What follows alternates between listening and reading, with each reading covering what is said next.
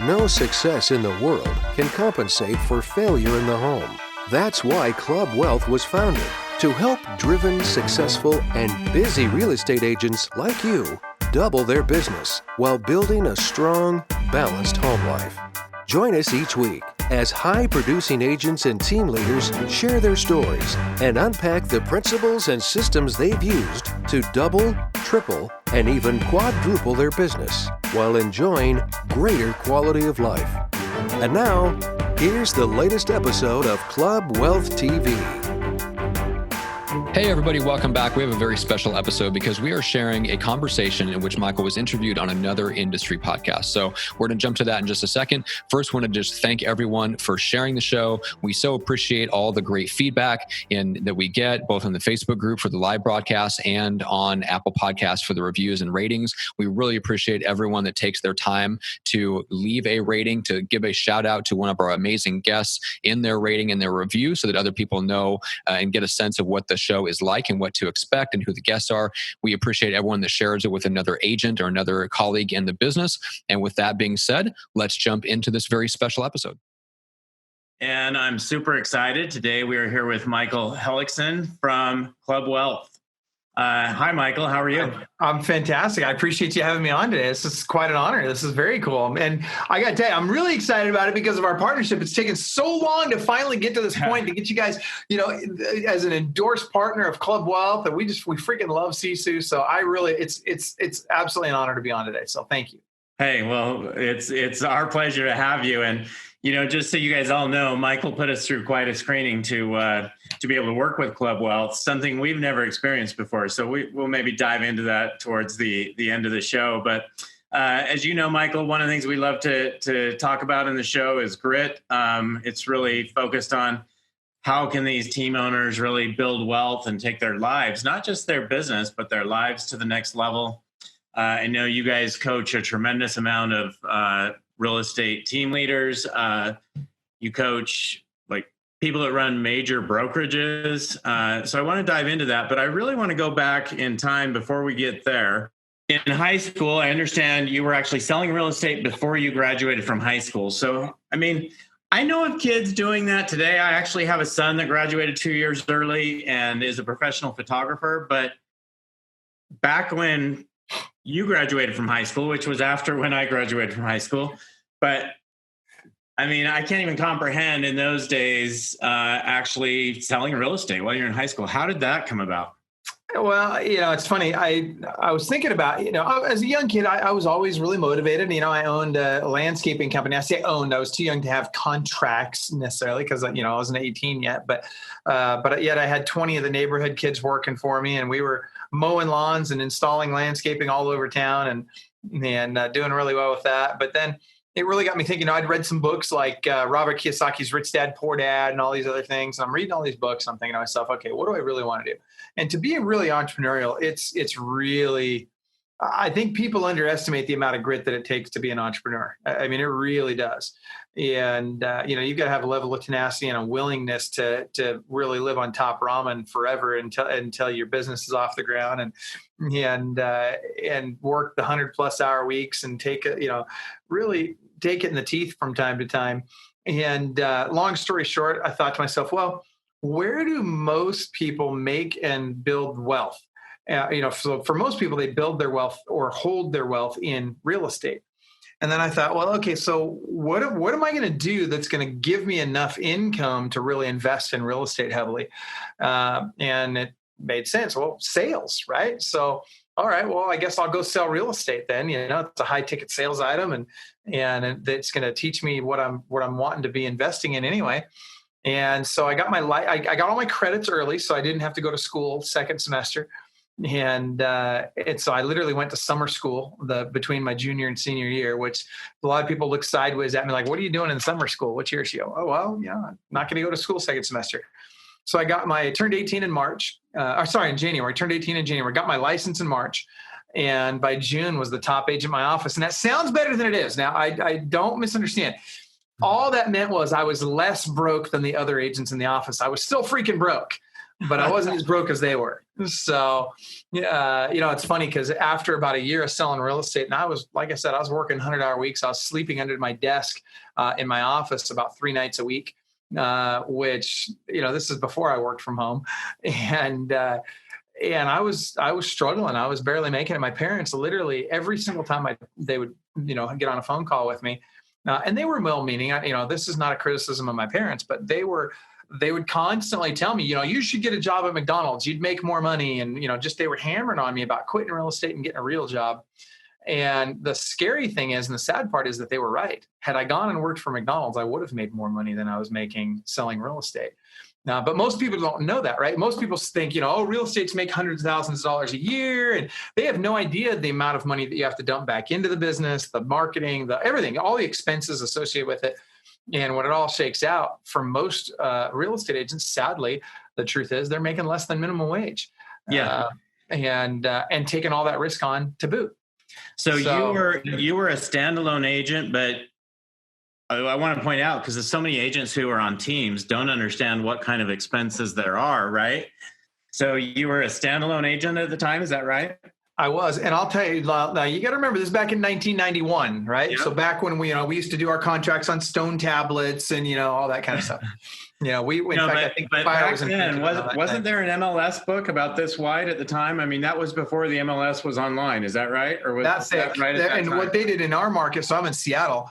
So we had different books for different areas in the marketplace, and there were, I can't remember how many editions there were, but there was a bunch, and each one of them was that thick, and it would come out once a month, I believe. It was crazy. This was all before the internet, and it was a very different time. But yeah, and back then teams weren't a thing. They just weren't. And I got to tell you, the ability to jump into real estate today and join a team really changes the game. And I don't think a lot of team members don't realize how good they have it being able to jump into a team because they don't have to shoulder the burden of all those expenses. They get to shorten that learning curve. What took me 10 years to learn, someone on a team can learn in 2 years today. Right.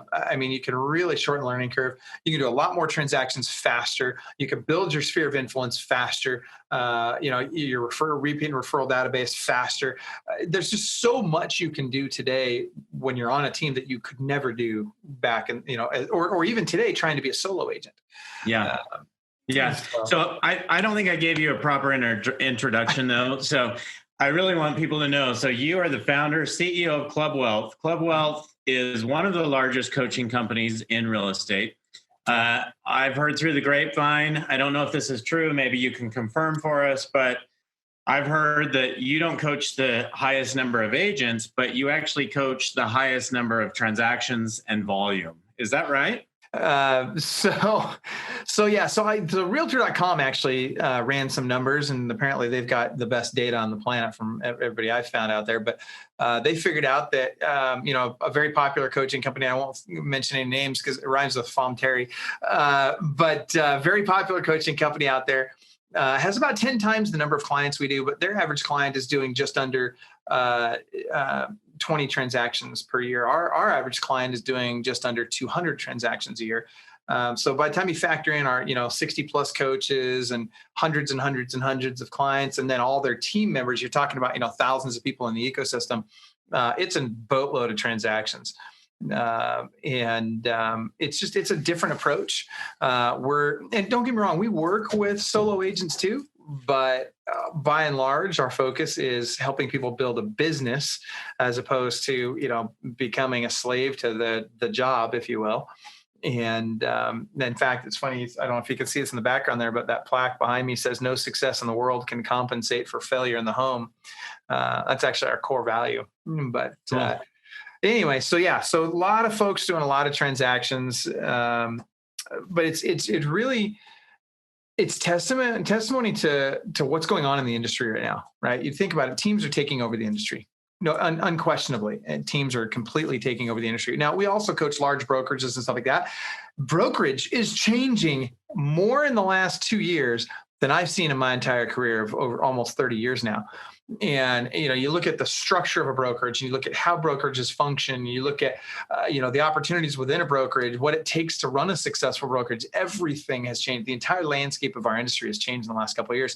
And we're going to see a lot more changes in the coming few years. Now, I'm not Chicken Little. I'm not like a lot of people. I don't believe that real estate agents are on the way out. I don't believe that we need to be concerned about, are they going to eliminate the real estate agent and yada, yada, yada. I don't believe that's going to happen. I think that people want great service. I think people will pay for that. I think people need it, especially when you're talking about the largest financial transaction of their lives. Will there be some people that will choose alternative methods, whether it's iBuyers or discount brokerages and all that? Absolutely. And particularly when you're in a hot market like we are now. I mean, we're in the best market we've seen in my lifetime, frankly. And it just keeps going, right? I mean, we've been talking for 4 years about, it's going to go down. It's been our 8-year cycle, right? Well, and I think that because the last one was such a deep hole that it's taken longer for us to come out of it, and we've had a good run. And I would suggest that we probably have a little bit of time left before we see an adjustment. I don't think that it's going to be quite like it was the last time. I don't think we're going to see this huge REO boom and all that. We're already seeing some REO around the country. It's not coming back in any kind of force, but I do think that you'll see some adjustment. You'll see longer market times. You'll see stagnation. You'll see more listing inventory. You'll see prices come down a little bit in some markets, particularly in luxury markets. And I do think you'll see a nationwide adjustment in the next, who knows how long, 2, 3, 4 years, I don't know. But that's healthy. That's good for the economy. And what happens is when we're in a really strong market like we are now, that's when you see all the for sale by owners and the iBuyers and all these companies coming out. And what happens is, though, that sellers are way pickier about who they'll work with in a tight market than they are in a market where everything sells real easily. They're not going to list with Cousin Jethro just to do them a solid when the market sucks. So if I'm an agent, we're going to talk about agents for a minute before we talk about teams and brokerages. If I'm an agent, what can I do to prepare to really take advantage of that as these for sale by owners stop being able to sell their own homes? Because it seems like that's starting to happen a little bit. I guess it depends on the market. Yep. No, it does. It is happening. I would start with this. Stop being picky. I see so many agents out there. Oh, I'm only going to list it if they're going to price it right, and if it's going to be the perfect listing and it's in great shape and the seller's easy to work with and blah, blah. Oh my gosh, stop it. Write this down. Everybody watching this should be writing this down right now. Here's the phrase I want you all to remember. A sign in the yard beats a sign in the car every time. Right? That's great advice. So there was a point in time where I had 750 signs in yards. I had 750 listings in active and pending status with 16 agents. Wow. And right, it's a lot. But here's the crazy number. 6,352. That's how many sign calls we were getting per month. 6,352 sign calls per month. When you're getting that kind of lead volume from sign calls, you don't have to buy online leads. You don't have to buy leads from anybody. You're getting all your business you need for you to take care of your buyer agents and have them be super successful. You have more than you need in the second best lead source on the planet. Number one being referrals, of course, right? Nothing better than a referral. But The second best lead source on the planet is a sign call. And let me tell you, sign calls are alive and well today. And people always love to say, oh, but Michael, people just call Realtor.com or, jump on Realtor.com or jump on Zillow and get the information. No, not everybody does that. And by the way, that's like flyers on signs. I love it when people tell me, oh, that doesn't work. Really? You're absolutely wrong if you think that stuff doesn't work. It does work. People still drive by, grab a flyer, and they keep that flyer in their car. And especially if you've got a bunch of other houses on the back of that flyer, guess what? 60% of your calls will come from the back of that flyer. You want to increase your sign calls? Let me tell you something. It's gold. It is a freaking gold mine. So that's great advice. I don't know that I've heard that. Putting on the back of that flyer, putting 6 other listings, right? Put some other properties that are comparable properties, right? Yep. We actually recommend 30 other properties on the back of the flyer. So if you put a list of 30 properties, and we have a whole structure for it and different calls to action and different USPs that you want to have on there. But when you structure the flyer and the back of the flyer properly, you can get an insane number of sign calls. You should get between 1.5 and 2.5 sign calls per listing per week. Okay, so I can't get sign calls and I can't put signs in yards unless I get listings. So hearing from the expert, what do I need to do? What's happening? What are people doing in today's world? Because when I think of listings, it's been since the days, of the first coaching company in the world, it's for sale by owners and expireds, right? So what do you do today to get listings? Is it still the same way?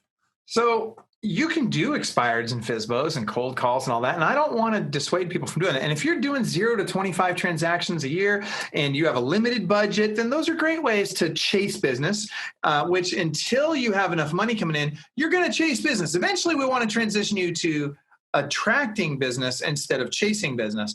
But what you described is chasing business. And that's fine in the beginning. But I'll tell you, the last 15 years of my career, I didn't do a single for sale by owner expire. I didn't call any of those people. I had no interest in calling those people. Now, there's 3 things you got to do.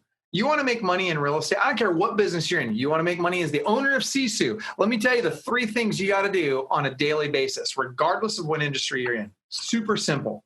Write these down. Everybody should be writing these down. I can see that Brian's writing. I'm going to write these down as well. You say that, I'm writing it down. It's 3 things, and it's super, super simple. Number 1 is a lead generation. You got to generate leads on a daily basis. Now, Brian, you and I talked about it earlier. I'll offer what we call an ethical bribe to everyone at the end here. I'll give everybody the opportunity to get 17 of my favorite lead generation sources, 17 of the places. And there's about 109 that we recommend out of the over 2,000 lead sources in the country. There's about 109 that we recommend here at Club Wealth. I'll give you 17 of them at the end for free. That being said, lead generation's got to be number 1 on everybody's list every single day. That's got to be something that is as soon as possible automated, right? I mean, it's great if you're calling FSBOs and expireds, all that's all great, but man, there's a ceiling on how much you can do that. At some point, you can only make so many calls a day. At some point, you're going to burn out, right? So there's only so much you can do. So number 1 is lead generation. Number 2, very straightforward. It's lead follow-up. And I know that sounds simplistic, but let me tell you, the only thing that by and large as an industry, we as agents suck at worse than lead generation is lead follow-up. And let me give you an example. We suck so bad at lead generation that companies like Zillow and Realtor.com cropped up and said, hey, we're going to take over lead generations for the agents. We're going to do it for them because they're terrible at it. So we're going to do the lead generation with their business. We're going to take their listings. We're going to remarket their listings, generate leads, and then sell those leads back to the agents. They built wonderful, huge, multi-million dollar businesses out of this, and hundreds of millions of dollars a year in business out of these things. Now, then once they dialed that in, they said, hey, wait a minute. Not only are we now generating leads for agents, but we've noticed that agents really suck at lead follow-up. So tell you what we're gonna start a lead follow-up company. So enter Zillow Concierge and OpCity. And so all of a sudden they take over lead follow-up for the agents. And now agents are more than happy. And by the way, when you wonder why there's downward pressure on your commission, these are some of the reasons why. And so now commissions are coming down and there's more pressure to spend more money. So you've got more money coming out or going out, less money coming in order to get to the same number of transactions. Because we're advocating responsibility for lead generation, lead follow-up. You want to make more money? Learn how to do those 2 things at a high level. Now you're paying a 35% referral fee for that, right? So before we go to number 3, can you tell us what lead follow-up actually means? I mean, because most agents, I'm going to call them back once or twice, right? I mean, and if they don't just get back to me, they're probably not interested. And that's exactly how most agents handle it. And I'll tell you, that is the worst thing you could ever say. Like when I hear that's like nails on a chalkboard to me. I'm like, oh my gosh, you're killing me. Like you'd last 5 minutes on my team.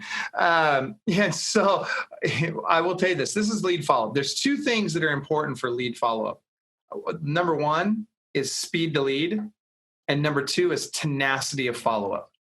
Those are the 2 most important components in lead follow-up. So let's talk first about speed lead. Number 1 buyer of Realtor.com leads in the country is a guy named Robert Slack. Robert buys. Last I checked, he was in the millions of dollars a year. I don't know if I've heard various numbers. I haven't talked to Robert about it lately. Last time I heard he was at $2 million a year in Realtor.com spend. But then I heard somebody said $7 million. I don't know if I believe the $7 million, but we know it's over 2. Robert, by the way, 77 years old, only been in business for 4 years, got 200 people on his team. He's crushing it, right? What Robert figured out early on, smart guy, is that he had to get to the lead fast. So guess what he figured out? He's got his speed to lead down to 16 seconds. 16 seconds. So a lead comes in from a realtor.com lead or any online lead. He's literally got someone on the phone with that person within the first 16 seconds. That's what it takes. Number two, you got to be tenacious about lead follow-up. So let me give you an example of this. When you follow up with a lead, most people will maybe make a phone call, maybe send them an email, whatever. You've got to follow up with them in 6 different ways. So here's the 6 ways. These are all very, very important. Number 1 is phone, email, text message, video email, video text message. So I'm going to give you those are the first 5. I'll give you number 6 in a second. So it's phone, email, text, video email. And then the 6th is my first personal favorite, and that's Facebook stalk 'em. Right? Now think about that. Facebook stalking, right? Stalking used to be like a 3 to 5 year sentence. Now it's a 6-figure income, right? That's how it works. I love it. But it's true, right? And so you've got to stalk them on Facebook. You got to be all over. You got to be communicating with them where they are. We always talk about, it's like the art of war, right? You've got to fight the enemy where they are. You have to go meet your clients where they are. You can't bring them to where you want to bring them. They're going to communicate in the way that they want to communicate. So make sure you go and make it convenient for them. Now, another thing that's very interesting. So you're going to do this in terms of all these different methods, but then it's how often are you going to follow up? And what's interesting to me is most agents, like you said, they'll give up after 1, maybe 2 phone calls. Mm-hmm. And so what we want to do is we want to make sure that we're making, here's the number. You guys are going to freak out about this. As soon as people watch, we're going to lose people on the webinar after I say this. And that's okay, because eagles don't flock with turkeys. So, the eagles are going to stay on the call. So here's what you got to do. You're going to reach out to them 3 times a day for the first 3 days, 3 times a week for the next 3 weeks, 3 times a month for the next 3 months. It's the Club Wealth rule of 3. I'll give it to you again. 3 times a day for the first 3 days, 3 times a week for the next 3 weeks, 3 times a month for the next 3 months. This is really, really important. Okay. Can I ask you a question about where we're at here? Because this Facebook thing, you separated it apart. It must be unique, right? So on Facebook, the first thing I'm going to do is a lead comes in. I'm going to go ask that person to be my friend on Facebook. Is that right? Yep. And then what? I want to message them on Facebook. The first thing I want to do is I want to send them a Facebook message, which will probably go into their filtered messages. That's okay. You'll also send them a friend request, and they may or may not accept your friend request. That's fine. Don't worry about that. This is just one of the methods you're going to reach out, but some of them will. The other thing that we don't have time to get into all the ways that we do this, but I will say another big key is with all of our leads that come in, we build a list and we upload that list to Facebook and we target that list. So we create a custom audience and we start running targeted ads to our custom audience from all of our leads that have come in. So we want to make sure real time we're uploading those leads as quickly as possible so that wherever they go on Facebook, they're seeing our stuff, right? They're seeing, in our case, it's Club Wealth, or maybe it's, Joe Real Estate Agent or Sisu or whatever it is that you're selling. They got to see you all over the place on Facebook. My goal is I want every single potential client of mine to see me 30 times a week on Facebook. That's my goal. And that's a lot. But I mean, when you're playing Scrabble, I want you to see Club Wealth. When you're on HuffPost, I want you to see Club Wealth. You're on Facebook, you're scrolling through, I want you to see Club Wealth. You're on Spotify, it's Club Wealth. Like I literally want you seeing us 33 times a week for as long as possible. Now, you said something a few minutes ago about firing. If you're on my team, I'd fire you. Do you still have a team? Well, so now I don't sell real estate today. Yeah, I didn't think so. Yep, sold my company in 2011. Now you want to talk about grit, man? That's a whole nother story. But right, here's a great lesson learned. You can be right or you can be rich. Pick one, right? Like that's a whole nother topic.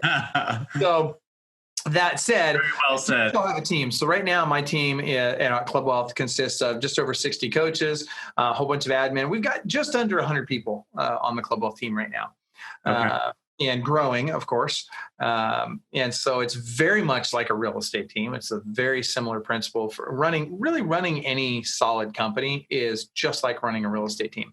When you apply great business practices to your real estate team, you'll be amazed at how life will change for you and for the members of your team.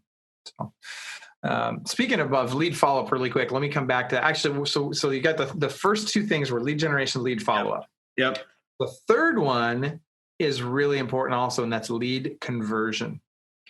So the only thing that agents, as a rule, and I know it's none of the people watching this, but other agents, those other ones out there, generally speaking, most agents suck at lead generation, lead follow-up, and then they also struggle oftentimes with lead conversion. Here's why. Because agents are super picky about how they'll work with people. I'll give you an example.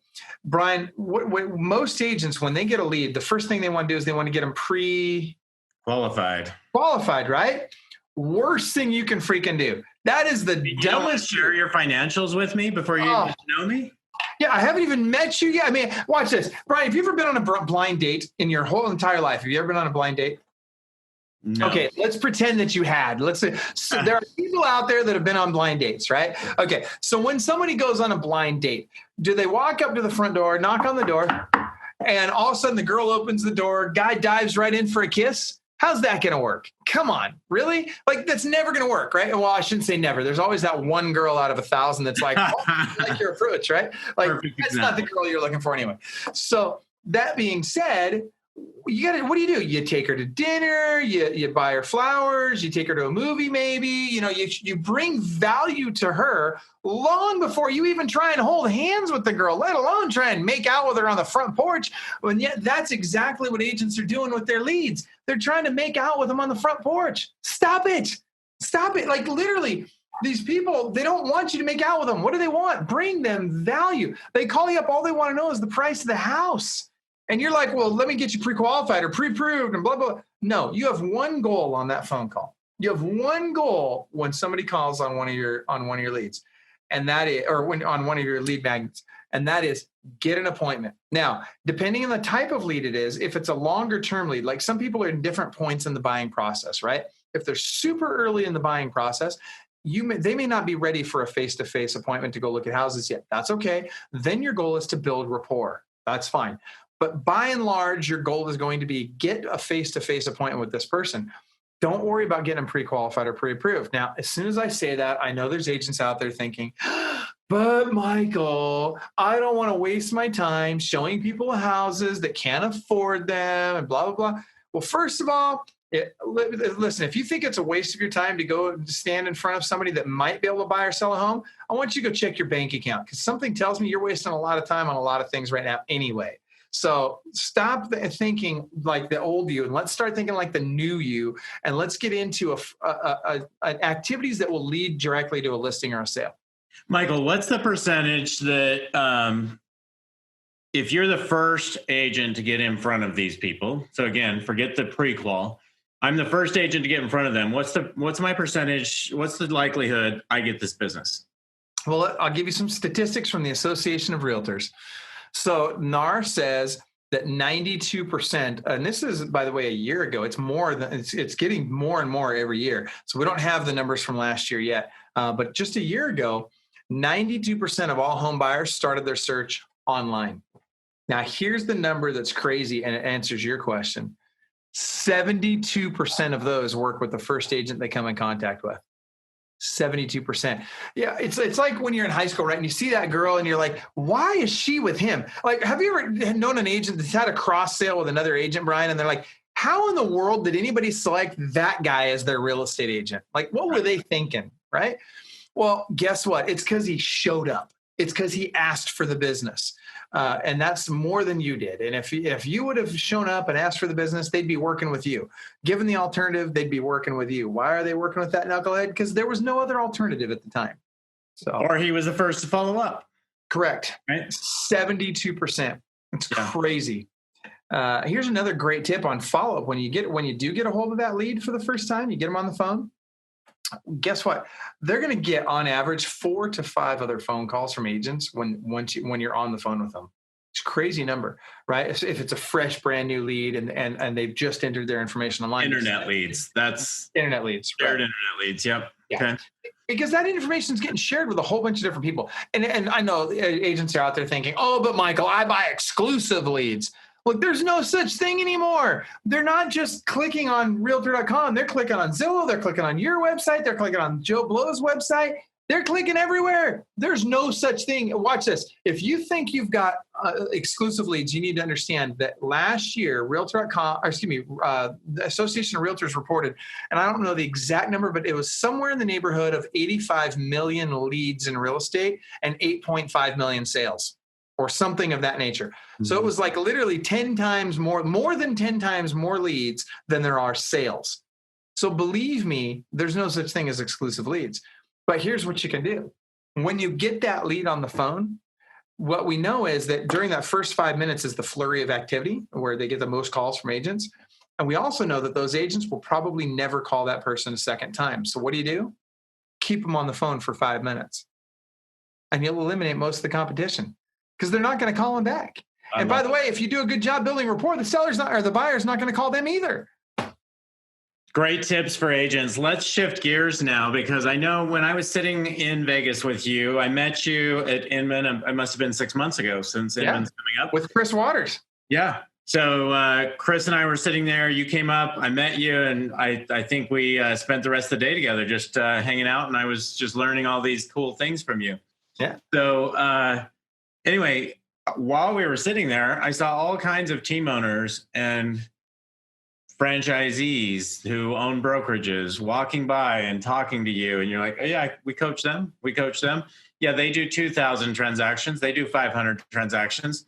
And I was just like, okay, I'm definitely in the right circles here, right? So tell me about why team owners, there's so many things I want to ask you, but what do these team owners and what do these brokerages need to do? A lot of people think the brokerage is going away. Let's talk about teams, then let's get into brokerages. And I know we don't have a ton of time, so we're going to have to do this faster than I would like to. But let's talk about just what are some of the key things these guys need to do? And I know we can't get through this in 20 minutes, but go ahead. Well, let's start with brokerages. First of all, brokerage is not going away. They're very necessary. There's no reason to think that there's ever going to be a world without brokers. Every state in the country requires a broker's license to transact real estate, so they're not going anywhere. Now, will brokerages change how they operate? Will you see transformation in what brokerages look like and what they offer and what they charge and different models? Absolutely, you will see changes, and we're seeing vast changes throughout the industry on those things right now. But, again, brokerages are growing, and some brokerages are growing very quickly. One of the brokerages we coach, shout out to coaches Mike and Long up there in Minnesota. They own the fastest growing brokerage in Minnesota now. When they started with me 3 years ago, they had 77 agents in their brokerage. And in the first 3 years coaching with Club Wealth, they added 600 agents to their brokerage. They recruited 600 agents in 3 years. That's 200 a year. That's not bad. Yeah, is brokers going away? No. Crappy brokerages are going away, right? Brokerages that offer no value are going away. Brokerages that expect more from the agents than the brokerage is willing to bring are going out of business. But brokerages that provide great value, that work, that really care about their agents, that build culture in their brokerages, those brokerages are growing. And so at the brokerage level, it's all about bringing value. It's a huge part of it's bringing value, but bringing value is not enough. And I'll tell you why. I can bring massive value. If I got nobody to serve, guess what? Then I got no business, right? So brokerages have to do the exact same three things that agents have to do: lead generation, lead follow-up, lead conversion, right? Yeah. It's a business. Exactly. It's a business. They got to do the exact same things. And so now what you got to consider is, what does that look like? So for a broker owner, I would say the three most important things a broker owner can do are recruit, retain, and revive. What does that mean? And there's a whole bunch of other stuff on the back end from a compliance standpoint and all that stuff. And there's all kinds of business systems they need to implement. It's a lot more complicated for them. But let me start with this: recruit, retain, and revive. So they need to recruit great agents. They need to retain more of the agents that they've recruited, but they need to retain the right ones, and they need to let go of the wrong ones. If they're a bad culture fit for the office, get rid of them and do it now. And don't worry about the fallout. If they're a bad culture fit, get rid of them. The ones that fall out, they'll be the ones you didn't want anyway. And then they got to revive. And what does that mean? They got to help the agents revive or rev up their production. They got to help them sell more homes. And it used to be that brokers would hand you a phone book and say, here you go, or a reverse directory and say, here you go, start making calls. there's so much more brokers can do now to bring value to their agents. It's night and day different than it was just 5 years ago. And I'll tell you, that's another piece of it. If the brokers stop educating themselves, especially right now at the rate things are changing, if the brokers stop educating themselves and stop seeking out the people that can help them learn what they don't know, see their blind spots, if failure to do that is going to put a lot of brokers out of business. There's no question. I met last week. I actually had Greg Harrelson on my podcast last week, and obviously, he has, I think, 2,000 agents. No, I don't know the number of agents, but I know he does 4,000 transactions. So he's doing 4,000 transactions, running his brokerage truly like a team, where he's actually holding them accountable to their numbers in Sisu. So completely different than any brokerage I've seen personally. So yeah, and accountability is the key. It's interesting because right now brokers and team leaders alike are so afraid to hold people accountable because they're afraid they'll upset them and they'll leave. Who are you afraid you're going to upset? The guy that's not doing any freaking business? Like, who cares? Let him leave, right? But when you hold the gal that's doing a ton of business accountable, when you help her, stick to her goals and you help her develop a path to where she can get to her goals, and you develop KPIs or key performance indicators that can help her achieve those goals using a system like a Sisu, which freaking rocks, love Sisu for this. And now you can adequately and accurately track what's working for her, what's not working for her, and you can hold her accountable to what she has committed to doing. Guess what? That's where the magic happens. In fact, write this down. Here's a great quote for y'all. If you guys haven't written this down already, write this down. Where progress is measured, progress improves. Where progress is measured and reported, the rate of improvement increases. I'll give it to you again. Where progress is measured, progress improves. Where progress is measured and reported, the rate of improvement increases. That's where Sisu is super powerful. And I said it earlier on, eagles don't flock with turkeys, right? Eagles don't even want to be around turkeys. When eagles are around turkeys, they freaking eat them, right? That's what happens. They eat them for lunch. So you're not doing your team or your brokerage any favors by bringing a bunch of turkeys in. And by the way, eagles want to be held accountable. They thrive on accountability. So something that you're talking about is recruiting. I'm obviously, bringing in, recruit, retain, revive. So speaking about recruiting for a minute, this is the same on a team or a brokerage, right? So if I'm going to recruit, it still amazes me how many brokerages have some person they're paying $6 an hour call and say, we'd like to talk to you, right, over at this company. My wife runs a team. She's moving into the brokerage as well. I see how she recruits, which I love. And I'd love to hear some of your tips on, what can you do to recruit agents in a different way? Because the world is changing. It's got to be a new way. So I'm gonna say this. I'll start with this. Be different and be the best version of you first. And this is gonna sound interesting, but write this down. There's 3 words I want you all to write down. Be, do, have. Right. And so it's very different because most people's approach is they're going to do, and then they hope they're going to have, and then they might be something. Right. So I'll be this. As soon as I get to this point, I'll be that. Right. That's exactly right. And that's backwards. First thing you got to do is you got to fix what's up here. You got to fix your mindset. You got to get into the right frame of mind, and you've got to become the best version of you in here first. And it happens in here long before what's inside comes to the outside. Right. So it's like Napoleon Hill said, what the mind can conceive and believe it can achieve. So what that means is, like, first I've got to be able to conceptualize what is it I'm going to accomplish. Then I've got to believe that I can accomplish that. And that starts with being who I believe I need to be to attract the people that I want to attract into my world. As an example, right, when I'm on an airplane, and the oxygen masks come down. What do they say? Put your oxygen mask on first, because you got to have yours on in order to help the kid next to you. Don't put theirs on first, or you'll pass out and you won't be able to help them. Same thing here. So for me to attract real talent to my team or my brokerage, first I've got to be the kind of person that real talent wants to be around. I'll give you one more example of this. I take people through an exercise, not frequently, but occasionally. I'll have one of my clients will come up to me and they'll say, "Hey, Michael, it's time." And I'll say, "Time for?" And they'll say, "Well, it's time for me to find Mr. or Mrs. Right." And the very first thing I do is I put them through an exercise. And I say, "Okay, so I want you to write down the 10 things that you expect in Mr. or Mrs. Right." And so they'll make their big list and they go back and they do their homework. And by that night, they'll text me a list. "Okay, here's the thing. I thought really hard about it. I prayed about it. And this is what I got to have in my ideal spouse." And then the real important exercise comes in. And I'll say, "Okay, now I want you to write down the 10 things that person is going to expect in a spouse."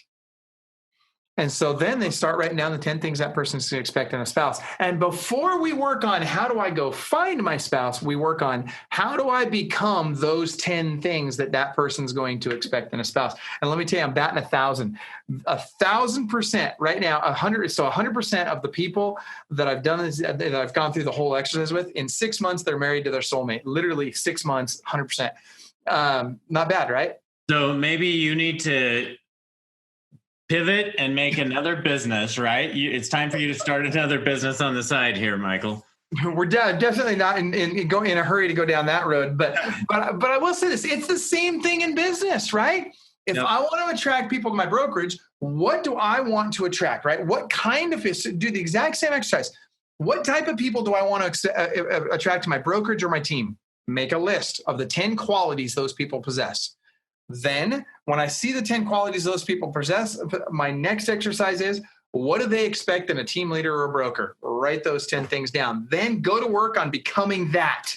And when you become that, then I'll teach you how to go get them. And now magic happens. And now you'll recruit like crazy. And more importantly, you'll recruit the right people, and the wrong people will not be attracted to you. Perfect. Which, who wants those people in their world, right? I mean, it's everyone knows to surround themselves with the people they want to be, right? So that's right. You'll become the socioeconomic recruiting, or whether you're choosing a brokerage or a team, be around people that you want to surround yourself with. Absolutely. 100%. And so, you become the socioeconomic average of the 5 people you spend the most time with, right? Yep. So spend time with the right people. Now, that doesn't mean that I'll give you a perfect example. There are ballers in this industry that I would not want on my team or in my brokerage. They're ballers. They do a lot of business, but that's not enough for me, right? And that doesn't mean they're bad people. It just means they're not the right fit for my world. In my world, it's not just about making a lot of money. Yes, that's part of it. We want you to be wealthy. We want to help you grow your business, build wealth, all that stuff. Yeah, that's important, but it's not enough. If I don't want my kids learning from you, you're not one of our coaches. In fact, you're probably not one of our clients. And if I were a team leader today or a broker owner today, if I don't want my kids around you, I'm probably not bringing you into my world. Because why would I? Because you're going to have an impact, whether it's on me or my kids. You're going to have an impact on the agents in my brokerage and on my team. And they're going to become like you. And so there's much more to it. And that's why you got to write down the 10 things, the 10 qualities that you want in the people that you're going to attract to your team or your brokerage. Yeah, great advice. I know we're short on time, so we need to get wrapped up. So just a few questions I have for you. If you could just give one piece of advice to the real estate world, what would that be? Selfishly, and I don't even know that this is selfish, it's just truth. I mean, this is what worked for me. Get a coach. Whether it's Club Wealth or somebody else, get a freaking coach. And make sure, I will put the caveat in there, make darn sure that your coach sells more real estate than you do. So if I want to climb to the top of Mount Everest, I need a guide that's been to the top of Mount Everest before, right? So one of the things I did early in my career is I said, okay, when I first started out, I said, I want to make $100,000 a year. So I'm only going to take advice from people that make at least $100,000 a year doing exactly what it is I want to do, selling real estate. And when I got there, then it was, okay, 200, then 50,000, then it was 500,000, then it was $1 million. And so one of the things you've got to do is you've got to make sure that whoever's coaching you in this industry, they had better be outproducing you or have outproduced you in their career. So that would be my advice. I mean, and that's assuming you want to make more money selling real estate. And I would also look at what is their lifestyle like, right? Yeah. So if they're working 24/7, 365 to make a bunch of money, is that really what you want to do? Or do you want to have more balance in your life? And so I would take a hard look at that. But you're going to become who you model, and you need a coach that you can model. You need somebody that's been further down the road than you. So that'd be my advice. It's great advice. Looking at the industry, which I'm with people from this industry 100% of the time, the ones who are successful all have coaches. That's right. So, well, the Association of Realtors, the last statistic I saw was that agents that have a coach outproduce agents that don't have a coach by 11 times, a factor of 11. I'm sure they do. A lot. So, what is the best book somebody could read? And maybe it's one that you wrote, huh? I don't know. So what's the best book that somebody could read to really have an impact on and it doesn't have to be their real estate life. I mean, on their life, in your opinion? Well, that's a loaded question, because I could give you the Bible, I could give you the Book of Mormon, I can give you all kinds of religious books, but I'll tell you, I'd start with this, and we'll just talk in terms of the business world. There's several that I would recommend, business and financial world. There's several that I'd recommend. I can't just narrow it down to one. Yeah, please. From a financial standpoint, The Richest Man in Babylon is the financial Bible. Like you gotta read The Richest Man in Babylon. You're crazy if you don't. From a business owner standpoint, you got to read Rich Dad Poor Dad. And from a real estate agent standpoint, you got to start with the World Class Buyer Agent book by Club Wealth.